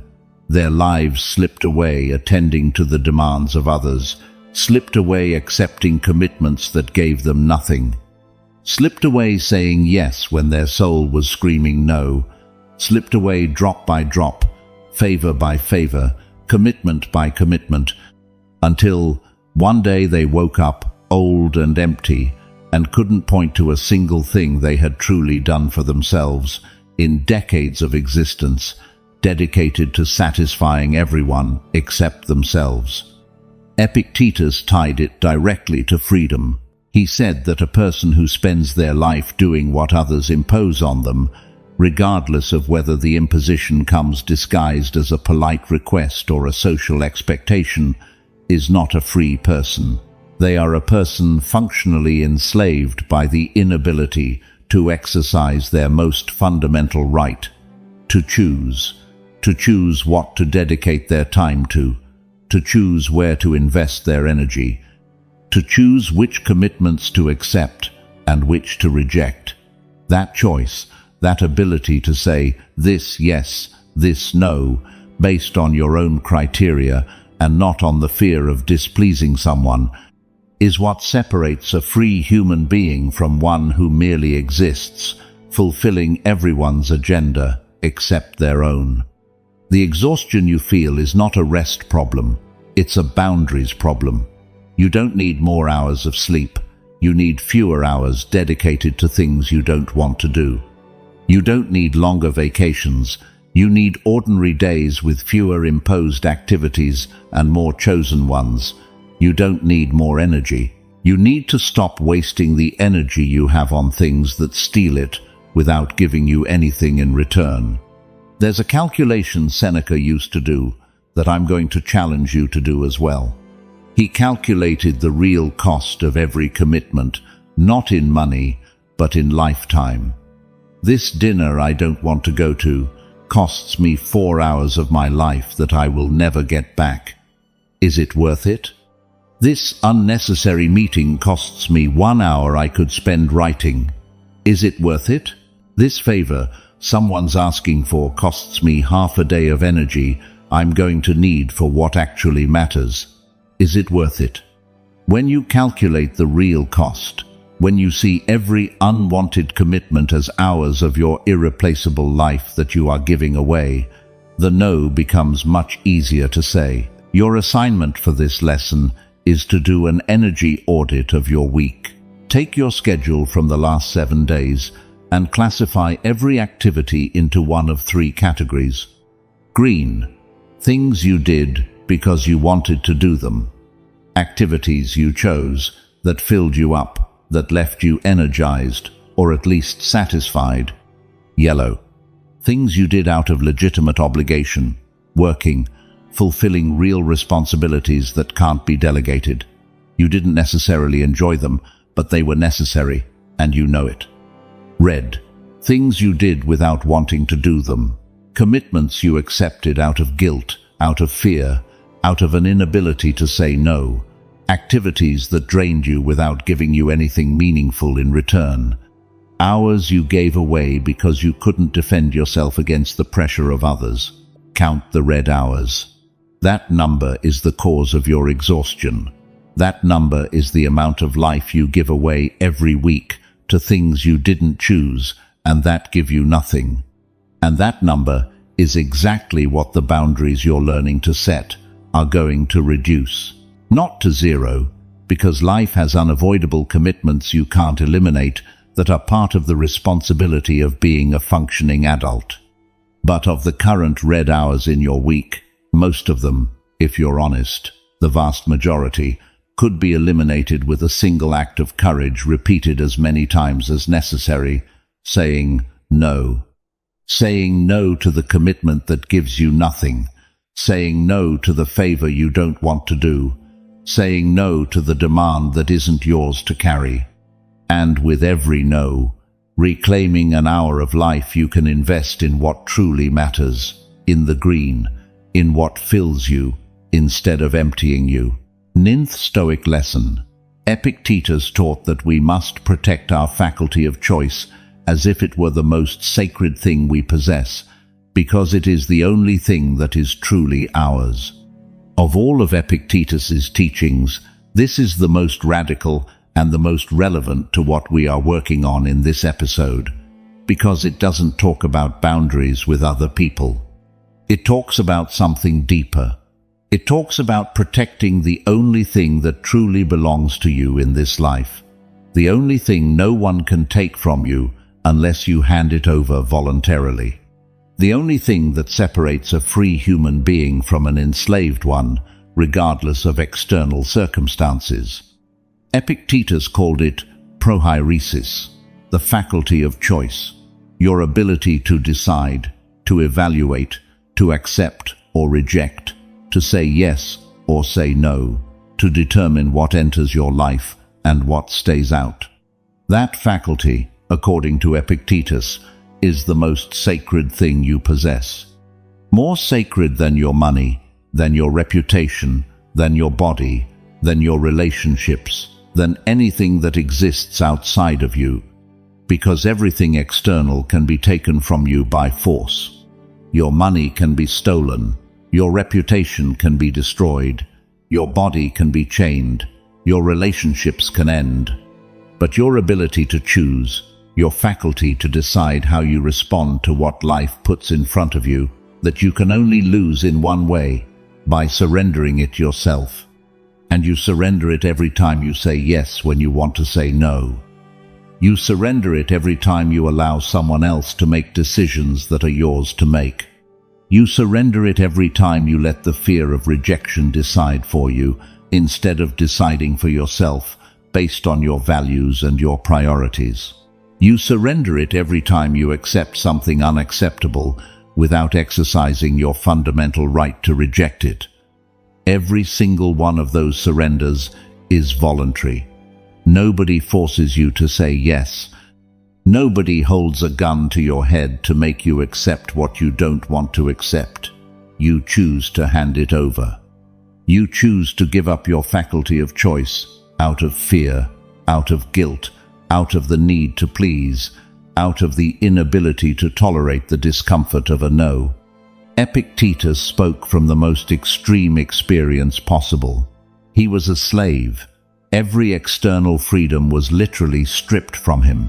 He couldn't choose where to live. He couldn't choose what to eat.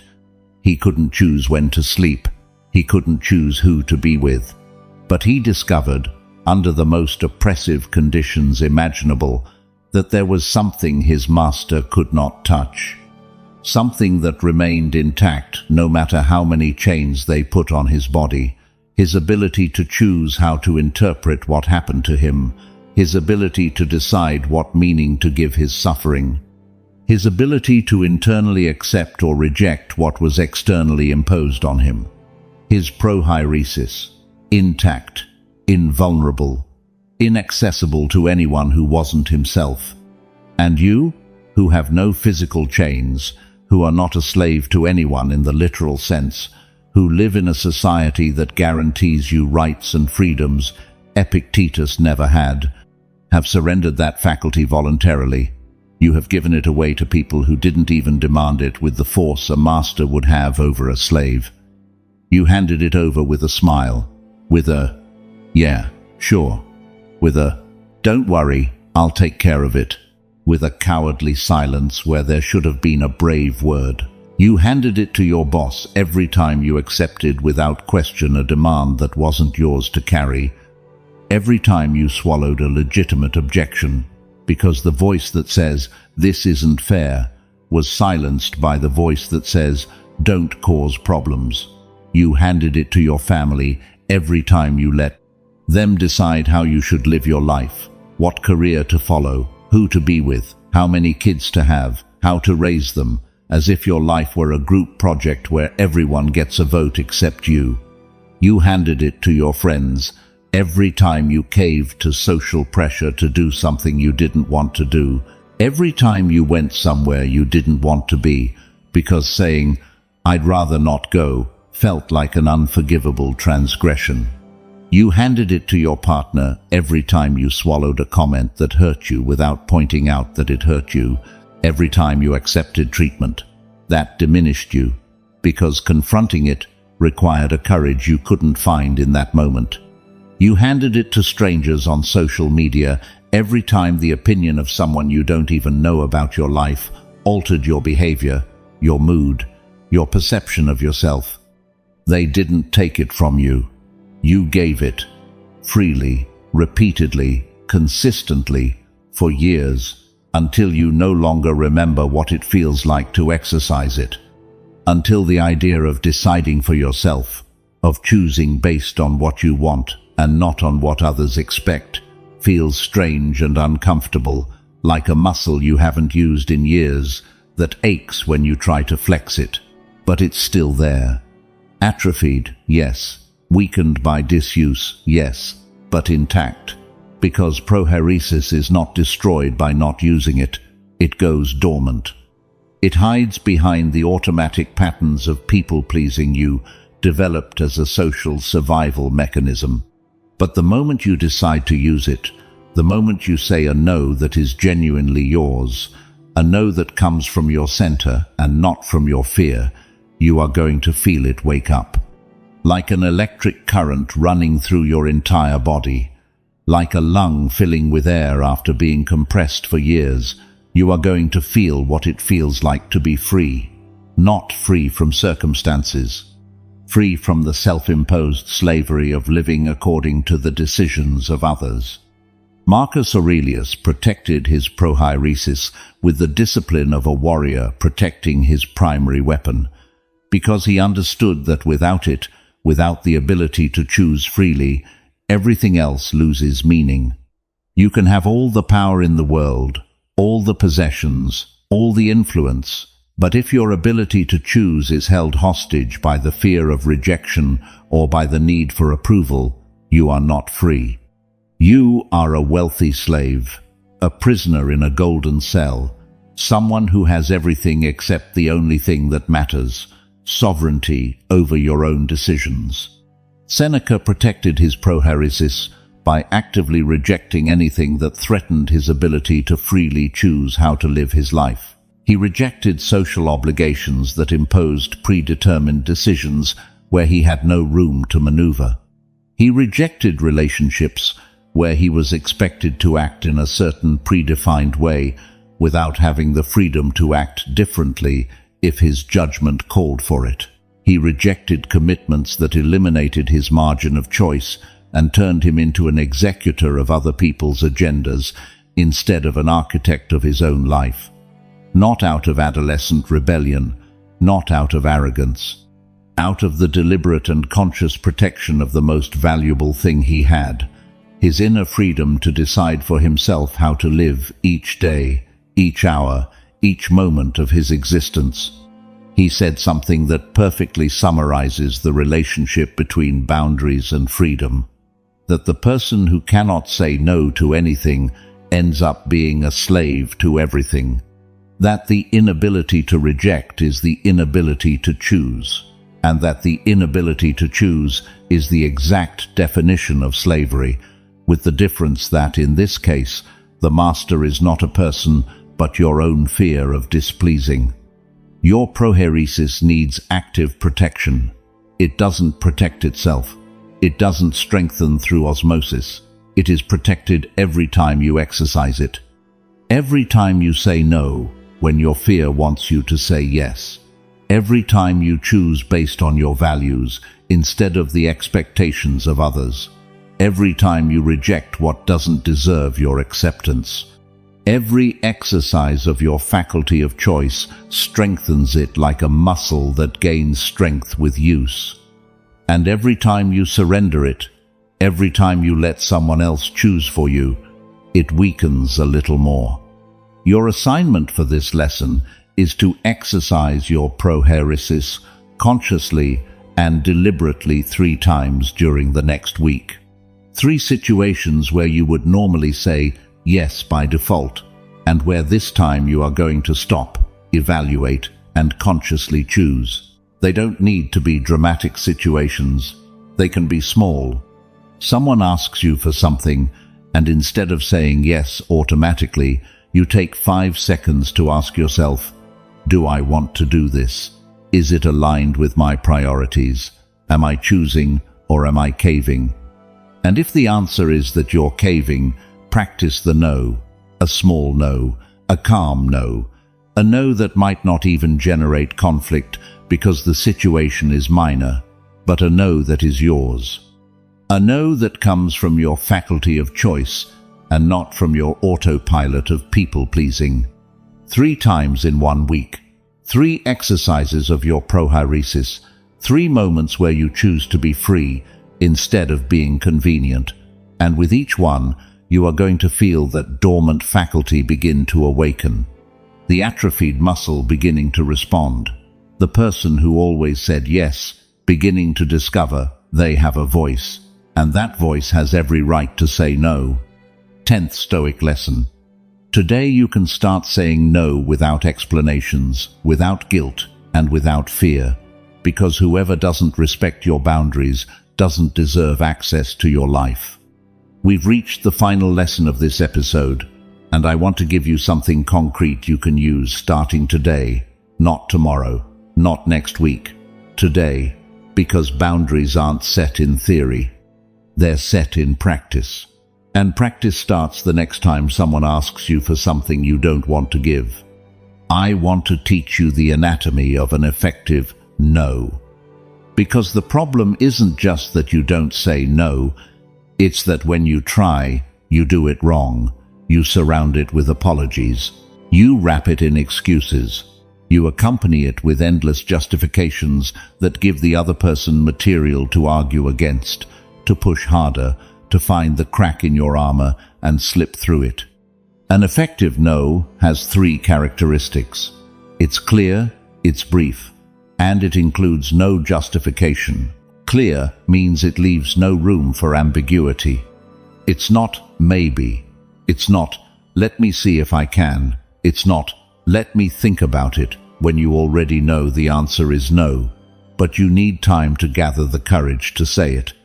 It's no. Direct. No beating around the bush. Without the secret hope that the other person will read your hint and withdraw the request so you don't have to say the word. Brief means it doesn't extend beyond what's necessary. I can't. That's not in my capacity right now. That doesn't work for me. 3 to 6 words. Not a 5-minute monologue explaining every reason why you can't or don't want to. Because the monologue isn't to convince the other person, it's to convince yourself that your no is valid. And your no is valid without explanation. It's valid because you decided it is. Period.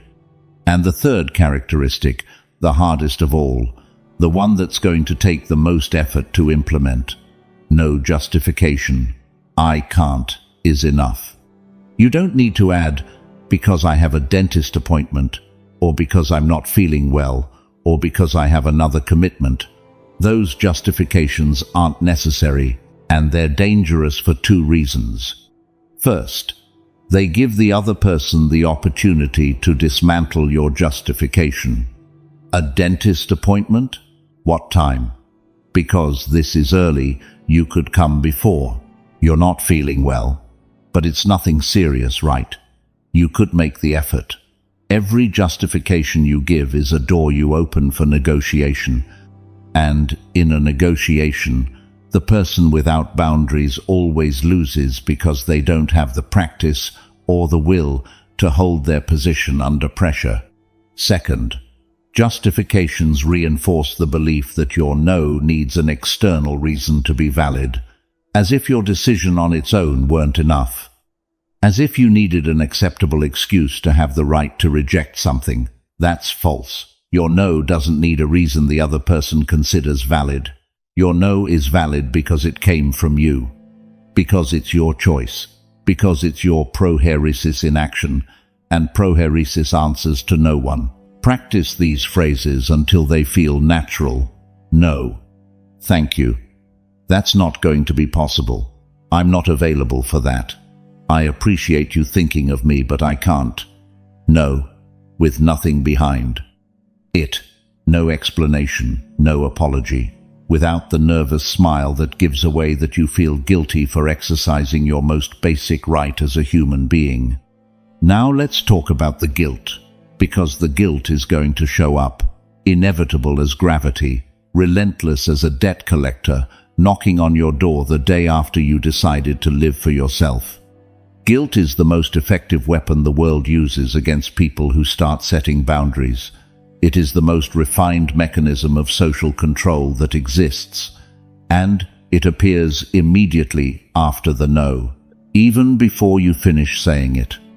Like a conditioned reflex that activates an inner voice telling you you're a bad person every time you prioritize your well-being, your time, your energy, your peace, over the comfort or expectation of another person. That guilt is not yours. It wasn't born from you. It is not the voice of your moral conscience pointing out a genuine mistake. It is the programming that was installed in you over decades of social training, designed to make you predictable and manageable. It is the voice of everyone who told you that being a good person means always being available. It is the voice of your parents who rewarded you every time you sacrificed your needs for someone else's. It is the voice of a culture that celebrates self-sacrifice as virtue and condemns self-protection as selfishness.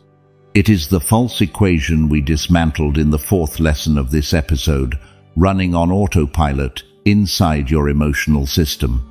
And, like all programming, no matter how deep, no matter how old, it can be rewritten. Not all at once, not in one day, not with a heroic act of willpower, but with every no you give, and every time the guilt shows up, and you observe it without obeying it, without letting it control you, without retracting your decision to relieve the discomfort the guilt produces, the programming weakens. It loses volume, it loses intensity, it loses power over your decisions. It doesn't disappear completely, at least not at first. But it becomes background noise you can ignore instead of being the deafening siren that forces you to change course every time it sounds. Marcus Aurelius didn't feel guilt for protecting his time and his mind. He felt responsibility. Responsibility to take care of the most valuable resource he had, so he could fulfill the responsibilities that genuinely belonged to him. There is an enormous difference between guilt and responsibility. Guilt tells you that you're bad for setting a boundary. Responsibility tells you that you are responsible for protecting what you need to protect in order to function as the person you want to be. Guilt paralyzes you. Responsibility mobilizes you. Guilt comes from outside, from the expectations of others. Responsibility comes from inside, from your own values. Seneca didn't apologize for rejecting what didn't serve him. He didn't feel the need to justify every no with an elaborate explanation. He simply declined with the naturalness of someone who knows his time is valuable and that protecting it is not a crime, but a duty to himself. Epictetus taught that the person who feels guilty for exercising their faculty of choice is not yet free, because guilt is an emotional chain that others install to keep you predictable, manageable, available, and genuine freedom includes the freedom to feel that guilt, recognize it for what it is, an obsolete program, and act in spite of it. And finally, let's talk about who deserves your yes, because this episode isn't about saying no to everything. It's about saying no to what doesn't deserve your yes, so you can give a full, generous, resentment-free yes to what does. The people who respect your boundaries deserve your yes. The ones who hear your no and accept it without drama, without manipulation, without making you feel guilty. The ones who understand that your boundaries are not a rejection of them, but a protection of yourself. The ones who value your yes precisely because they know you don't give it indiscriminately. The commitments that are aligned with your values deserve your yes. The ones that fill you instead of emptying you. The ones that bring you closer to the person you are building instead of pulling you away from them. The ones that are an investment in your real life and not a tax you pay out of fear of displeasing. And you yourself deserve your yes. Your rest deserves your yes. Your productive solitude deserves your yes. Your projects deserve your yes. Your health deserves your yes. Every time you say no to something that doesn't deserve it, you are saying yes to yourself. And that yes to yourself is the most powerful act of self-love that exists. Your final assignment for this episode is to say a real no this week. Not a hypothetical no. Not a no you write on a piece of paper and tuck in a drawer. A no you pronounce with your mouth to a real person in a real situation where you normally would have said yes. Choose the situation. It can be small, it can be big, but make it real. Let someone ask you for something. Let your insides say no, and this time let your mouth say the same thing your insides are saying. Without justification, without apology, without needing the other person to approve your decision. And after you say it, observe what happens. Inside you, the mixture of guilt and liberation. The discomfort, and at the same time, the feeling that something clicked into place, that for the first time in a long time, your outside matched your inside. Outside you, the other person's reaction, which is going to tell you everything you need to know about that relationship. That first real no is the most important brick in the construction of a life with boundaries. It's not the last, it's the first. And like every first step, it feels shaky, uncertain, uncomfortable. But it's the step that changes the direction of everything that comes after. We've reached the end of episode 9. And what we've done today is give you permission. Permission for something that should have been your right all along, but that culture, upbringing, fear, and social programming convinced you was a selfish and unacceptable act. The permission to protect your life, to defend your time, to guard your energy, to say no without guilt and without apology to everything that threatens to destroy what you've built over 9 episodes of inner work. Let's walk through what we covered today. In the introduction, you understood that everything you built over 8 episodes is in danger as long as your life is a territory without boundaries. that anyone has unlimited access to your time, your energy, and your peace, that the Stoics considered the protection of the inner world just as important as its construction, and that the most powerful word you can learn is no. In the first Stoic lesson, you discovered that every yes that should have been a no is a double destruction. You betray yourself, and you teach the world you're not worth much. That accumulated micro-betrayals destroy the trust you have with yourself, that the world learns how to treat you from what you accept, not from what you say you deserve. And you began to observe how many times a day your mouth says the opposite of what your insides want to say. In the second Stoic lesson, you faced an uncomfortable truth, that people don't disrespect you because they're bad people, but because you taught them they could do it without consequences. That the first time they crossed the line, you chose to stay silent. That the discomfort of confronting lasts minutes, but the discomfort of accepting accumulates for years. And you identified 3 relationships where disrespect became normalized and established consequences for each one. In the third Stoic lesson, Marcus Aurelius showed you that even the most powerful man in the world needed to protect his mind from the opinions and demands of others. That your mind is an invaded space with no filter, where everyone deposits their opinions and problems without permission. And you began using the emperor's filter. Is it under my control? Is it my business? Does it deserve my energy? In the fourth Stoic lesson, you dismantled the false equation that good person equals person without boundaries.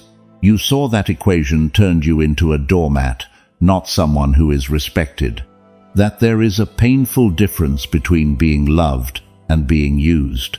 That generosity without boundaries is not generosity, but self-destruction. And that the well runs dry when anyone can draw water without restriction.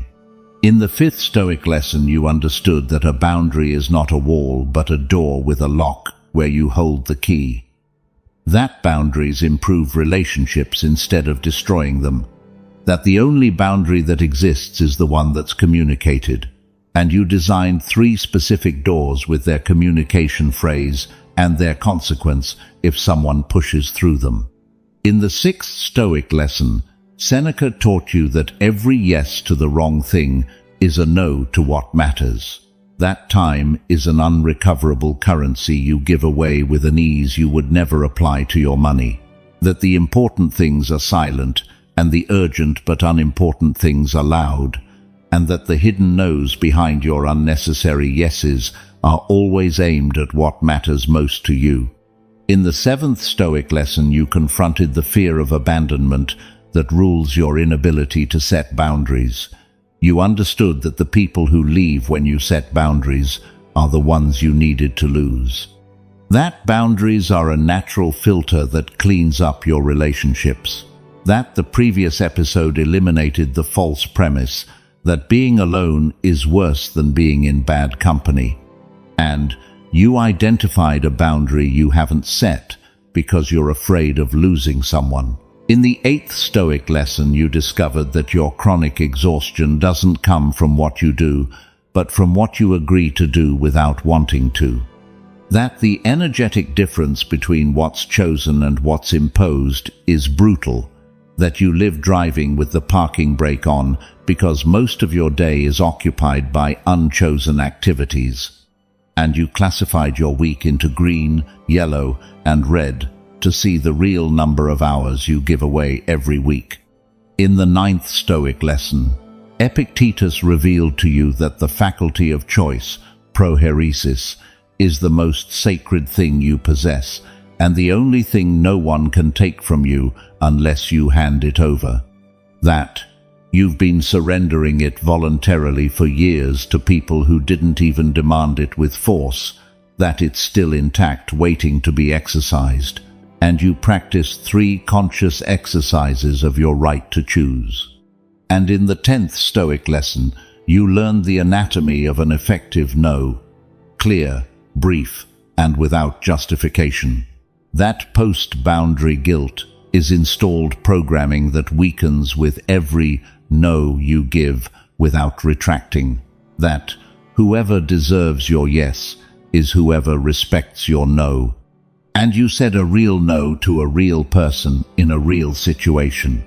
If this episode gave you the permission you needed to protect your life, leave in the comments the phrase we established at the beginning: "Today I start saying no without guilt."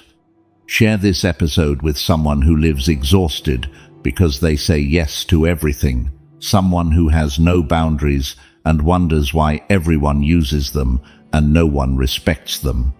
Someone who needs to hear that protecting yourself is not selfishness, that boundaries are self-love in action. That saying no is the most generous word that exists because it protects your ability to give a yes that's actually worth something. And practice. 1 no per day. At first it's going to be uncomfortable. It's going to bring guilt. It's going to feel unnatural. But with every no you say and hold, the feeling is going to change. The guilt is going to shrink. The freedom is going to expand. And the person who always said yes to everything is going to discover they have a voice, and that voice deserves to be heard. Now I need to prepare you for what's coming, because something happens when you set boundaries and reclaim your time and your energy. Something you didn't expect, and that's going to confront you in a whole new way. When you stop giving your time to what doesn't matter, you have time left over. When you stop spending your energy on forced commitments, you have energy left over. When you stop living someone else's agenda, you have space. And that time, that energy, that newly freed space asks you a question you can't ignore. Now what? Where do you direct these resources you reclaimed? What did you free your life for if you don't know what to do with the freedom? And that's where the most important theme of the entire series appears. The theme that gives meaning to everything we've done, from the first episode until today. The theme without which acceptance, honesty, liberation, the new identity, action, emotional mastery, sacred solitude, and boundaries are tools without a destination. Pieces of a puzzle with no final image. A car with a powerful engine, a sober driver, a full tank, and a clear road, but nowhere to go. Purpose. Episode 10 is called "You Can't Find Your Purpose," because you're waiting for it to come to you. And it's going to confront one of the most paralyzing and most widespread beliefs in our culture. The romantic idea that purpose is something you discover, as if it were buried treasure somewhere waiting for you to walk over it with a metal detector. As if one day, out of nowhere, a revelation would hit you and tell you, this is what you came into this world to do, and all your confusion would magically resolve itself. The Stoics knew that doesn't happen. They knew that purpose isn't discovered the way you discover an unknown island. It's built. It's forged. It's deliberately created with the same hands that are now free, because you learned to say no to what doesn't matter. It's raised brick by brick in the solitude you learned to inhabit. It's protected by the boundaries you just established. It's fueled by the energy you reclaimed when you stopped giving it away to those who didn't deserve it.